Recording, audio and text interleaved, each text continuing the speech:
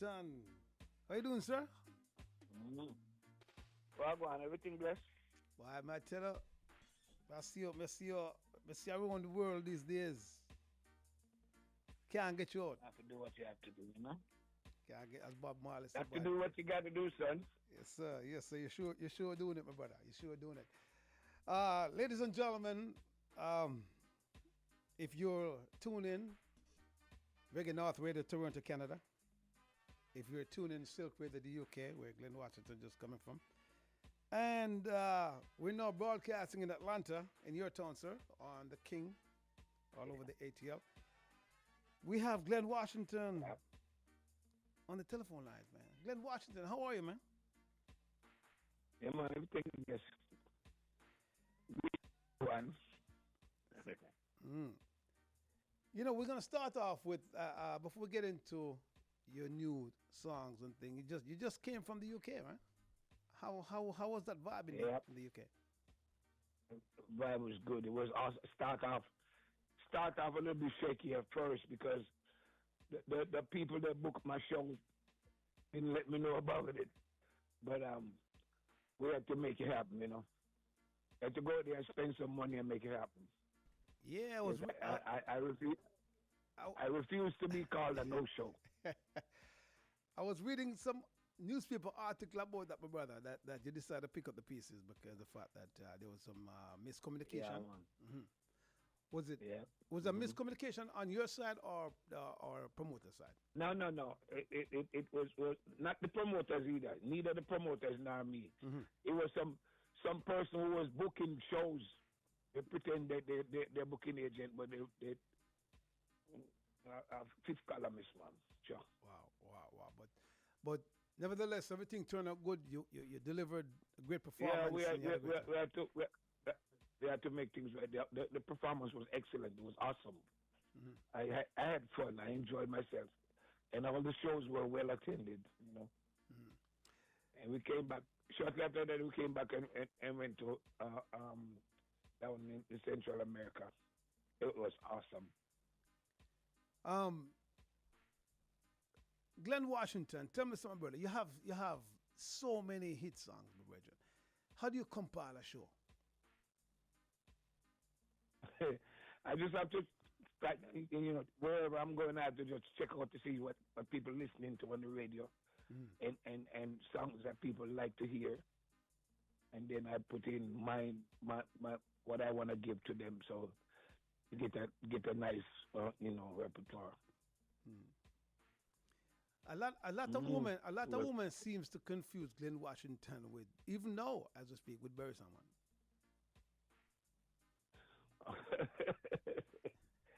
Oh gosh, I hear that a lot, but I personally don't think we sound alike. Did you know that, Glenn, that you actually flopped? I think we're talking about 10 years ago. I can't remember how long the Kindness of Witness album came out, but. Are you talking about the Get Next to Me album? The Get Next to Me album, yes. The album actually flopped Barry Salmon. What's soon tell the name of that? I remember. Sweetness, yes. And the people were called. They couldn't. They didn't know if it was you or was Barry's. Did that cause a conflict? That happened. That caused a little bit of conflict because people was taking my song for his song and you know. And that kind of hold me back for a little bit, but they know that I'm out there and they see me and they hear that. I've been to places where people are saying, "Oh, I hear him sing that." but you can't say that. You can't say that hold you back, man. Because I remember I was one of those who was on here getting a lot of questions, and your song was the most requested songs from that album, bro. Let me tell you something what I know. Beanie Man, back in the days, him and somebody had a bet when they heard "Don't Take My Kindness for Weakness," which I cannot see how they would think that Barry and me sound alike. Beanie Man bet somebody $100 that is very someone saying, "Don't take my kindness or weakness." And when when they played the 7-inch, this in the record shop, he was so mad that he just got the record and broke it in two, as he lost his money. Oh my goodness. Um, you hardly ever do rendition songs, but when you do them well. Every now and then you might sing a tune over.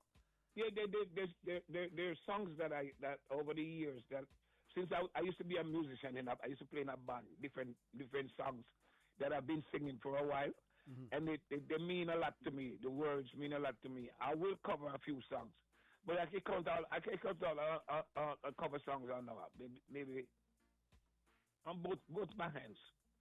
But I naturally write. I write my own songs. 99% of what you hear, I write. Do you remember your very first song? Was it Rockers No Crackers? I think that was your very first song, or no? Rockers No Crackers was my first hit. Your first hit song. My very first song was a song called Susie. Because when I started, when I left school, I wanted to be a policeman. I believe in law and order, So but my father didn't want me to because he said I was a trigger happy boy. I love the gun business. But let's move past that. And I entered into a talent competition in Maypen, Clarendon, where I was born. And when the Names and Faces band put that on, and the bass player took me to the side and said, "You know what? If you write your own song, you get more points." And I was like, "Oh, okay, I'm on to something here." So I decided to write a song about this girl that I knew that passed, and it became the winner, first, second, third elimination, semi-final, grand final. I was all the way. As a youth man, that was the greatest thing to me. I got a chance to kiss Miss Clarendon, Miss Jamaica. What's her name? It was a lady called Carleen Waddell. She was Miss Jamaica. And then Sharon Oliver was Miss Clarendon. That was awesome. And your career started then. Yeah, and then I got a chance to record my first song and perform a Weird Sack and the jazz program. Wow. I thought that was a big deal back then. Oh my God! Ladies and gentlemen, if you just I did not know anything about no publishing or none of them things. I just know that I just wanted to be a singer. I want to be out on the stage singing for the people. Back then time, when you don't work, you get $15 and a plate of curry goat. I paid my dues, man. This is from 1972. Wow, man! Wow. Yep. That's how long I've been making music. It's been said that you are one of the best drummer out of Jamaica. Would you confirm that or no? Who would you say the best drummer? Well, I don't know. I'm not conceited. I know I can play drums, but there's other drummers that can really play too. So I have to give everybody their flowers, Would you give me some names like the Horseman? I consider myself. I have my own unique style. Yeah. So what? I consider myself an excellent drummer. I was a drummer that played on Culture's first album, Africa Stands Alone. I played all of them tracks. Which song would you say that got Glen Washington recognized internationally? Is it Kindness or Weakness? Which song would you say? Kindness or Weakness is one of them. Which other song would you say? Wow. There's so many songs. I don't know. I wouldn't know, but I know Kindness or Weakness was one of my big hits. Even though I don't get paid for it, but one of my big hits. Rockers No Crackers. So hold on. Back up for a minute. You haven't got paid for Kindness for Weakness? We don't get paid for that. There's some people that decide that claim that they got a contract with. I never signed a contract with nobody except Todd's. I had two contracts that I ever signed in my life. Todd's record and back in the days I had a contract with Clement Dad, Jamrock Music, Studio One. Okay? Those are the only two contracts I ever signed with anyone. I never had a contract with Light Campbell or VP Record and none of that. But yet they claim they have a contract with me. That's not going to come out real good. But Lloyd Campbell did a lot of work with you back in the day before he passed. We did a lot of work together, but we was working as brethren, just like I work with Willie Lindo and people like that. As brethren, we never have no paperwork or no. But you will hear everything is gonna come to fall, man. You'll hear everything about it. You plan to write a book? Shit. I'm gonna write a book. I got several, and whenever I'm gonna tell the truth to everybody will know. Because I don't plan to lie. My life is not a lie. Everything will be out there. So if anybody listening and they know they done me wrong, expect to hear it and read it in the book. Let me remind the listeners of the big tune, Kindness for Weakness. Stand by, my brother. I just can't live without you. No way.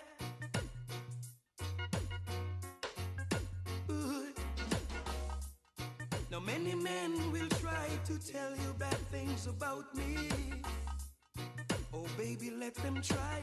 I know one day their lust will die, and there will be no cause or reason for you to doubt me, 'cause what I feel is real. Now, did you write this song off a moment that you were going through, or it just yes, yeah? I was with this woman in New York. You can read between the lines. No, because I'm this person that I like to treat people proper, treat them according to how they treat me, and I'm not a rowdy. I can be a rowdy because I was a rude boy as a youth man coming. Enough people don't know that, and a lot of times people try to pull me out and try to get that side of me. But with age comes wisdom, So I decide to live, so I can actually see my grandkids. You understand? Mm. I decide to live and live a clean life. So they're gonna be looking at me like, you're soft, man. You're soft. They don't know the other side of me. And I try to keep that side undercover. Mm. We know how I'm going to do. So they might take my kindness to weakness. Just because I'm kind and gentle to you, don't mean I can't turn into a monster. Mm-hmm. Ladies and gentlemen, if you're just logging on, we're talking to international recording artist Glen Washington. I mentioned drum earlier. You played drum for Stevie Wonder, didn't you? Throughout your career. I played in a band that Stevie Wonder brought back to the United States. How was that band? Happiness Unlimited. Mm. That was awesome. What happens that they hired me. I was with a band called Titans at the Bohemia Club in Kingston, and one day I was in there, and a guy came to me and said, "I would like for you to come and play drum source." I thought it was only for the night, but when I went to Ochiris, they decided they wanted to keep me. So one thing led to another. I said, so where am I going to live? They offered me all kind of money and all that, and convinced me to stay. I said, where am I going to live? They have a place for me to live already, maid service and all that good stuff. See. So I ended up working with Happiness. I left Titans. I went to Happiness Unlimited. And while there one night we was on the stage, they didn't know I could sing. So we was on the stage playing one night, and whoever it is that was doing the set up the instrument and stuff like that, they put a microphone over the drum set with a boom stand. And we was jamming, and I decided to pull the microphone up and start singing. And everybody turned around like, what? You can't sing? Next thing I know, I was a singer with that band. Wow. And so it so happened that very, very shortly after that, Stevie Wonder came to visit, came to do his vacation. I met these ladies on the beach. and they said they're working for Stevie Wonder. He came to do his vacation, and he was listening the first Saturday night. For 2 weeks straight, Stevie Wonder was on the stage with us every night. Wow. You know, and he liked it so much that he decided to take back the band to California. Wanted to do some work with us. I even have songs now that's not even recorded yet, that they wrote. So while we was in California, a whole bunch of little things are going, because the lead singer in the band start behaving a way. Mm-hmm. You know, because him are the lead singer, him are the one out front, and Pretty Boy and the girls them, and the drummer. I mash up the place so I'm behind the drum. I'm singing and playing drums. Man, like, I'm singing and playing drums, and I know all of the songs, so I end up singing a lot. Mm-hmm. And him the lead singer out front, so it just caused a little thing to go on. And while we was out in California, I just decided to say, yo, you know them because we're ready. I just move. Mm-hmm. I left and go Detroit. Mm-hmm. I went to Detroit, and the late O.C. Robert was there, a friend of mine from back in the days. He had a band called the Samaritans, and he asked me to come and tune his drum set. And while I was tuning the drum set, I was playing some rolls, and the drummer was there. After I finished doing that, the drummer said, "Nah, play no more. Me nah play again, you know." So I'm like, "What?" He said, "No. You play like that, and me come sit down and stand up and see you play, and not playing no more." So they were stuck without a drummer. And then the OC came to me and said, "What, man? Come sit in with me, no, man." And they said that's where a whole bunch of stuff start. And at first I didn't want to, but then I decided, because it was okay, I know I'm a virgin. And we decided to start moving on as the Samaritans. Then Leroy Sibbles was living in Canada at the time. He moved. He came down to Detroit to do a show. And it was my band that was playing. And then he said, "What? We never know a good drum and all them things." And next thing you know, one thing led to another. He said, "Why you not come up to Canada sometime? Come play in my band." And one day me take the invitation and put my drum set in the trunk of my car and drive across the border. That was history. I play for everybody. Capleton, when Frank Capleton a ball, Buju Banton when he just a come. That them time the big man was Tony Rebel. Them time they Johnny P. Everybody Sanchez. I play for. As a matter of fact, the band that we used to play with called the Hit Squad, I'm the only living member. Everybody that was in that band died. Wow. Hit Squad. How many albums? Yeah, man, how many albums do you have, man? Have you recorded? How many albums? So far, with all the ones that people keep putting up, and this man in England, when I call him Blood Creek name to John Cornell from Phoenix Record, put out about 4 albums with me. So far, with all the albums around the world that I recorded, it's over 40 something, 44. Wow, 44 albums. We got a new track here. I'm going to introduce. I think this from your new recorded album. Let's check this out. Your love and His mercy endure it from the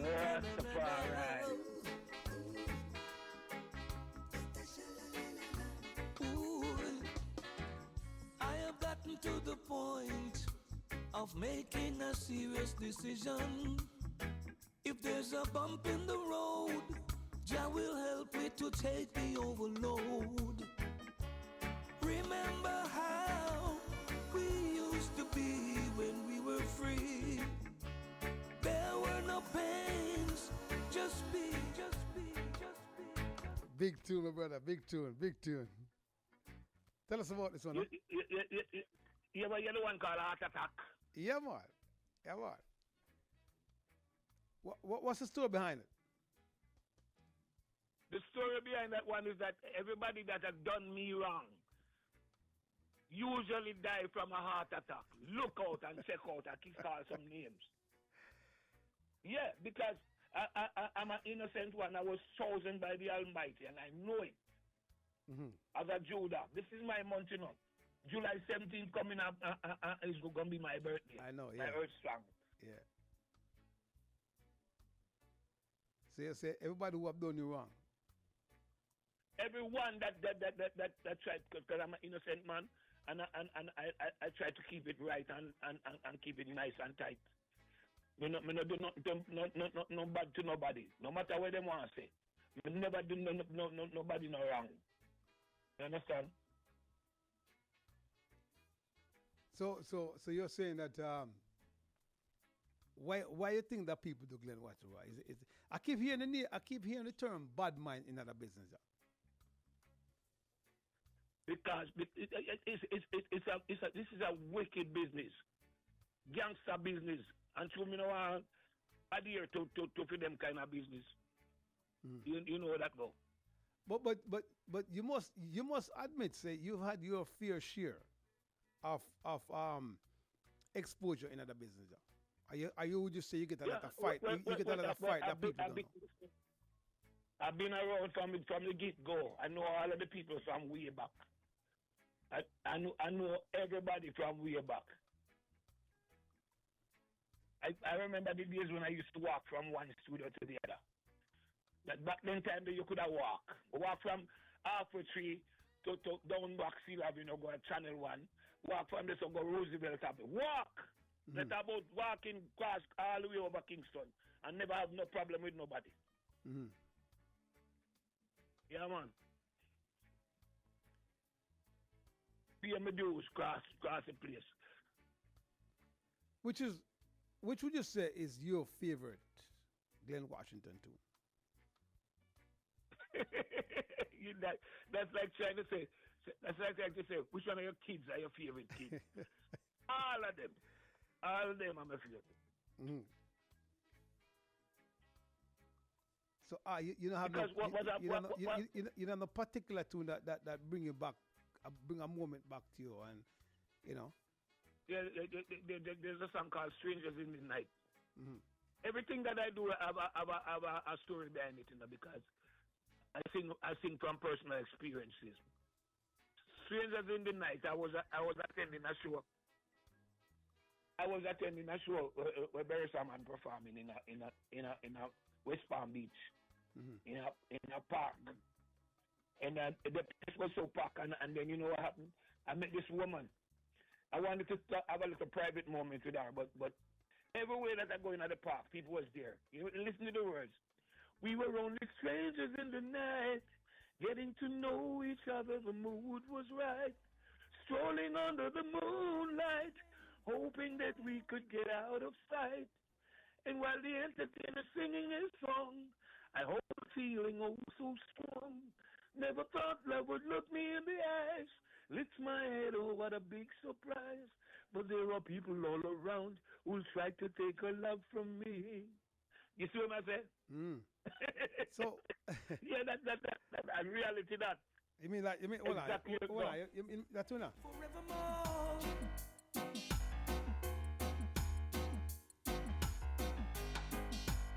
That's a gospel. Hold on, that's one of your top. Hold on. That was one that my mother used to sing. I just can't let you go. Oh no, not my baby. We were only strangers in the night, getting to know each other. The mood was right, strolling under the moonlight. So you say all the songs you write have a story behind them. Every song that I write have a story. And you see what happened? I try to make sure if I'm writing and it don't feel right, I will just tear up that paper and start all over again, you know. I'm make sure I get all the details. So when you get a vibe to write song, you just write a couple of tunes. Yeah, well, yeah, I write a couple of tunes, but I prefer to work on one, get it going, and then make sure I have Hey, it Glenn, all the way hold through. that thought. Let's take a very short break and come forward. Don't go away. Okay.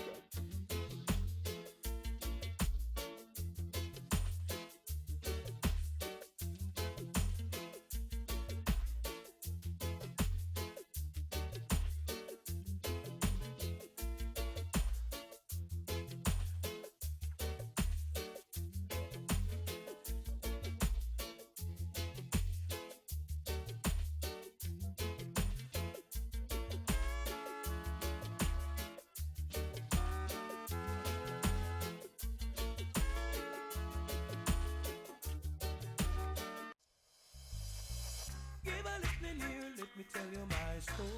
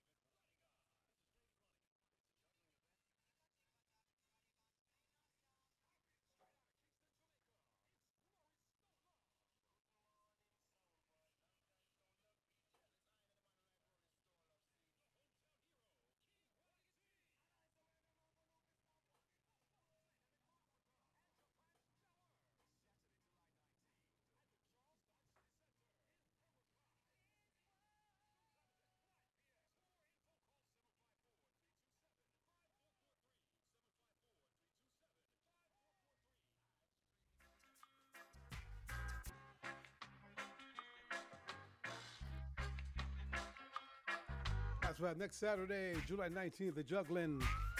And again, congratulations to the brethren who won 2 tickets. Call her back after the interview so I can get you tickets next Saturday, the Juggling. Out of London town, talking about Radigan, Rory from Stone Love, and of course, King Wagiti. Back to Glen Washington. Glen Washington. So tell me, my brother. Me play when I'm a tune. Mm-hmm. Play what for your tune? It was not even 11 o'clock. Yeah, hold on, Glen. Hold on.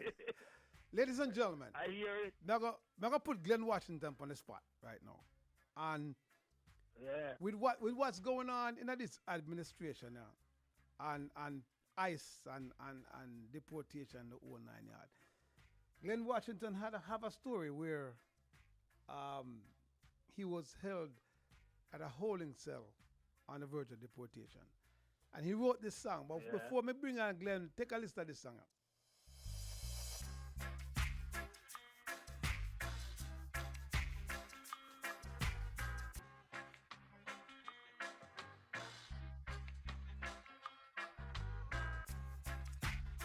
O'clock when I was give a listening ear, let me tell you my story. No, listen up, ooh. It was not even 11 o'clock when I was stopped by the cop. I thought I'd be charged for the heavy reggae rhythm I dropped. Now, situation got worse when they asked me for a search.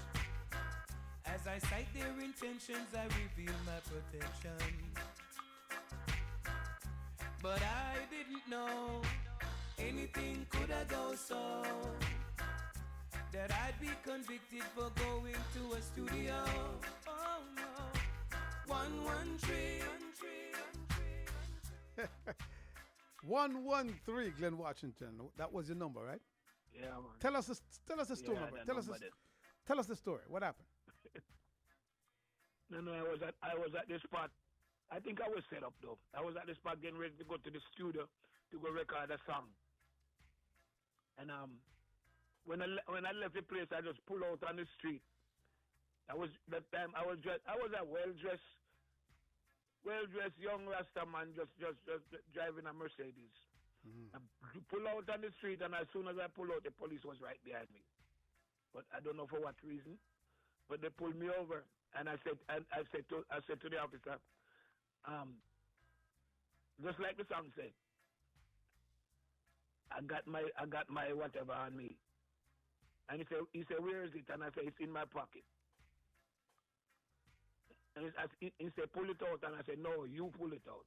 Because I might be pulling it out and you'll shoot me. Mm-hmm.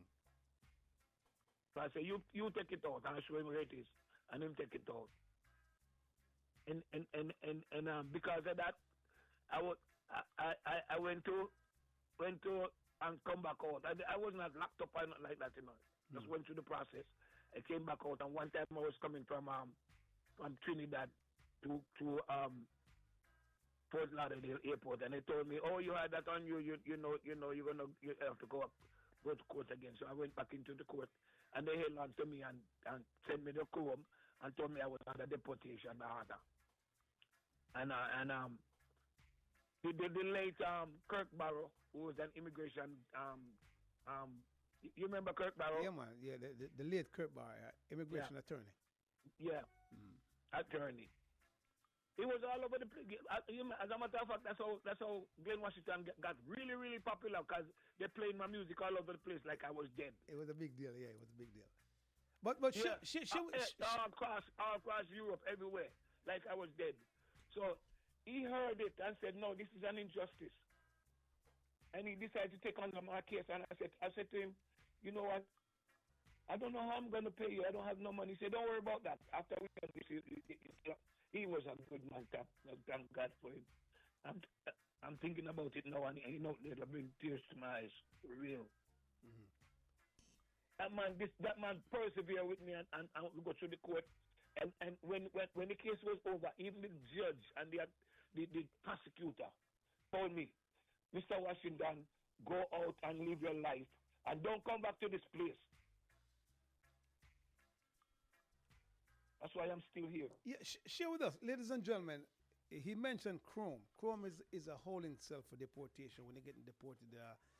Share with us the vibe being in a holding cell on the verge of deportation. What's going through your mind? All kind of things. It got to the point where I said, "Look here, I'm not a criminal from where I come from. So if you can send me back home, it's okay. Send me back to my home." I've been living in this country since February 20th, 1982. That's 44 years. Mm-hmm.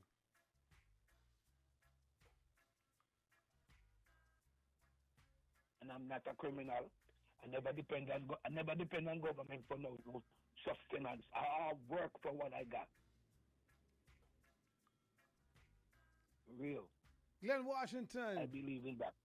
July 17th, you get away to celebrate another Earth Strong. What are your plans, man? Where will you be working? Jamaica, United States, where will you be working? Will you be working? No. We said my birthday is on the 17th, but on the 18th I'm celebrating. I have a celebration in New York, Prestige Palace, Long Island. Mm-hmm. Bunch of artists come be there with me to help me celebrate my stuff. A bunch of artists gonna be there with me to celebrate. Looking forward to that one. I'm gonna bring out all of the House of Judah and all of them come out. Come to enjoy yourself. Yeah, man. Glen Washington, you're from out of Maypen, Clarendon, my brethren. Glen Washington, my brother.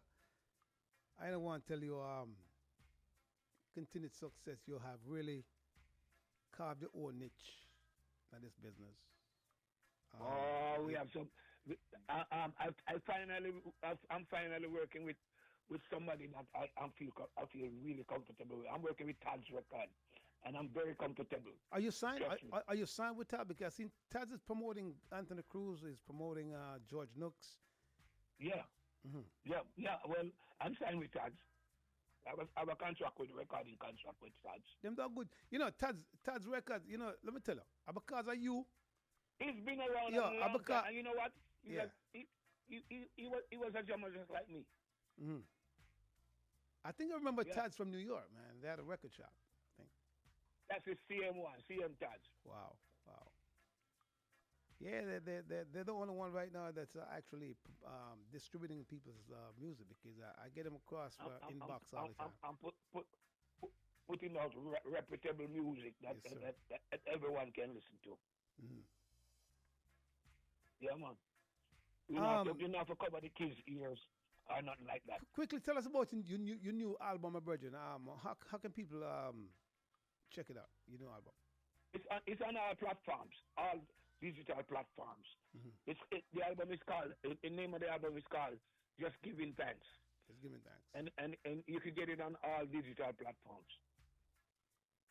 How can you be followed, man? Your Instagram. Your Facebook, Instagram, Glen Washington, Instagram, Facebook, or Facebook, whatever one you want to call it. and is actually my wife that manifests all of them stuff there, you know. Indeed, my brother. Again, Glen You can go to Washington. you can go to the real Glen Washington. The real Glen Washington Mm. at live.com. There you have it, ladies and gentlemen. Glenroy Washington. Birthday coming up July 17th. That's next week, I think next Thursday. Yeah, man. My brother celebrating his birthday. Congratulations, sir. And many happy returns. 70th birthday. 70. He's celebrating 70. 70. 70 this year. Yeah. Yeah. What's the message to your fans, then, Father? I know you had you faced some health challenges recently. What's the message to your fans? My message is just stay focused, stay strong, keep trusting in the Almighty, and don't do your brothers no and your sisters no wrong. See, and Rastafari bless each and every one. Yourself too, Captain Kirk. Give thanks here, sir. All right. Aye. It goes off. Aye. Bless it.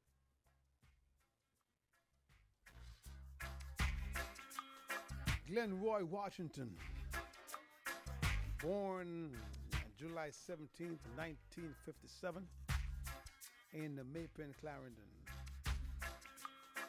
Prominent figure in the reggae music industry, spanning a career for over 4 decades, man. Began in the early 70s. Was a lead singer for groups like Names and Faces. Played for Joseph Philip Culture.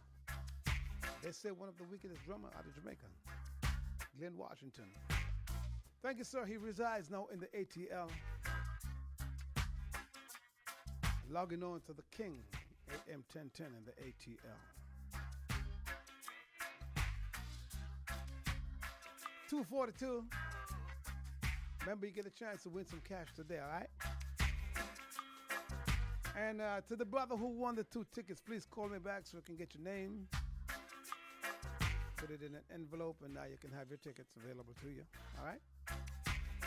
But this was the story that he just told a story about. The name of the song is 113. And that when he was at Chrome in the holding cell on the verge of deportation when the immigration attorney Kirk Barrow when I released Glen Washington. Let me tell you my story. Only on the MDJ. No. Don't miss Listen. midday jams, man. You'll never know. Listen up. Ooh. It was not even 11 o'clock when I was stopped by the cop. I thought I'd be charged for the heavy reggae rhythm I dropped. Now, situation got worse when they asked me for a search. As I cite their intentions, I reveal my protection.